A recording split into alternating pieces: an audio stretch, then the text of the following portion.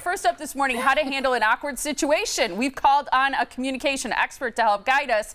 Today, we're going to use an example that was all over social media. It involves a bride, a bridesmaid, and a wedding. And a jumpsuit. Katrina Cravy is here with a doozy of a dilemma. Katrina is an author. She's a former TV news anchor and a media coach as well. Good to have you here. Thanks, guys. I don't think you can say none of your business to everything that comes up. You never know. Have you ever said that to Billy?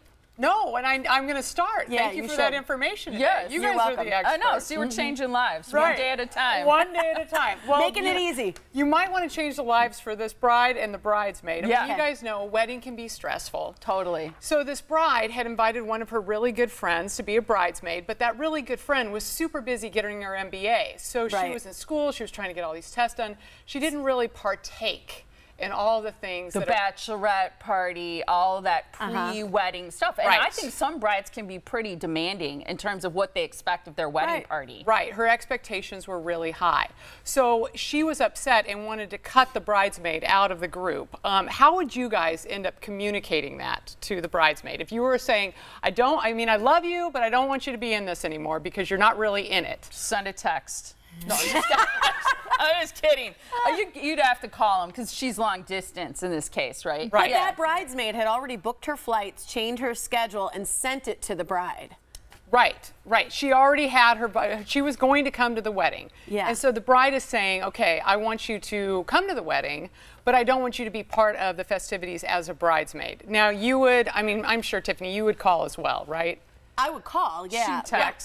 No, I wouldn't text. You wouldn't text. In a situation like that, it's honestly, always situational. I've been in situations like this before, similar, not where I got cut from being in a wedding, but where someone said, can you fulfill the responsibilities? And I wonder if that's part of the bride's fault in the first place of asking her, can you fulfill these responsibilities? And when she said, hey, I can do this, this, and this, she said, okay. It sounds like she approved of it up front and then changed her mind on the back end. So I feel like it's the bride's fault.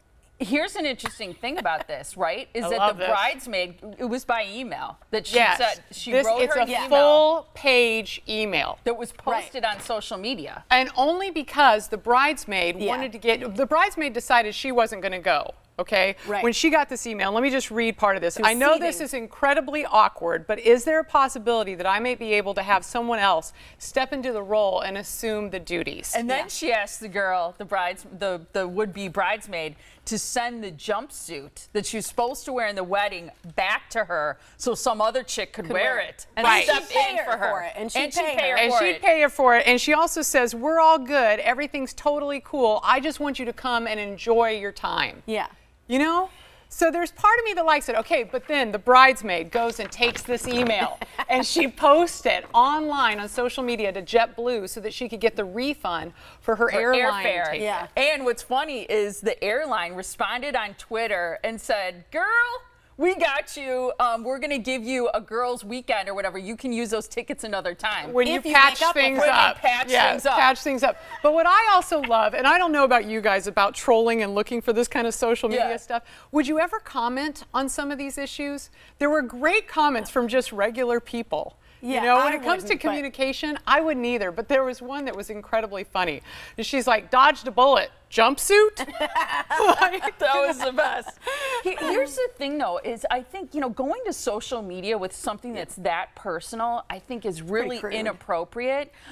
Here's the jumpsuit comment, which is so funny.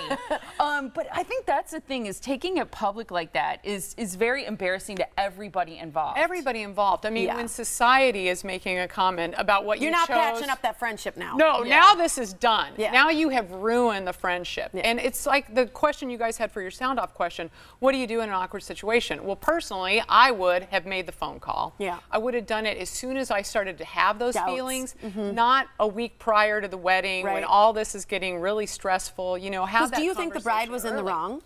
I don't. I think that the bride did the right thing. It was interesting.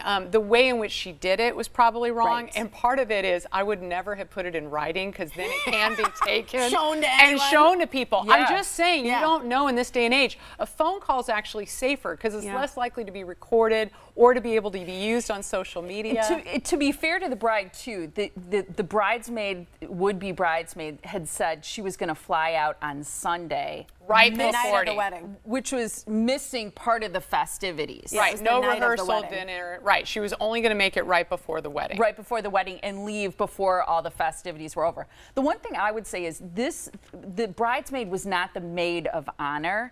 Right. I think the maid of honor has more responsibilities and jobs, and they really need to be kind of on the ball, where if you're just a bridesmaid, I think she should have given her a pass. I would have too. She's getting her MBA. She's busy in school. It's not like she's going on a vacation with her boyfriend or something like that. Right. I don't know. Yeah, it wasn't like a weak answer. I mean, she was doing something constructive. I thought it was interesting too. I was talking to my nieces about this, and one is 17, and I said, would you have called or made the email?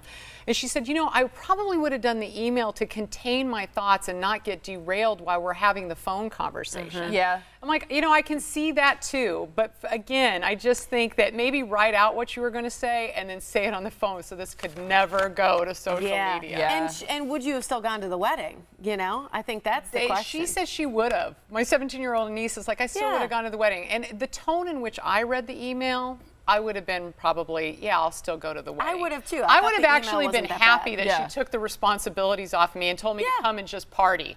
And then I would have been like, take that jumpsuit, no problem. I didn't want to wear it anyway. I know, exactly. Too short. I would have had to take the whole thing off when I had to go to the bathroom. That's so true. Jumpsuits are cute, but they're adorable. Right? Yeah. Right there. Exactly. Right there. I think this sounds like I don't know their actual age, but I just think it sounds like really immature females. Yeah, I agree. It sounds like Young maybe they're people. in their early, mid-20s, and they just haven't grown within their female relationship. Maybe we should just bump it up to she shouldn't have been getting married anyway. She's way too young.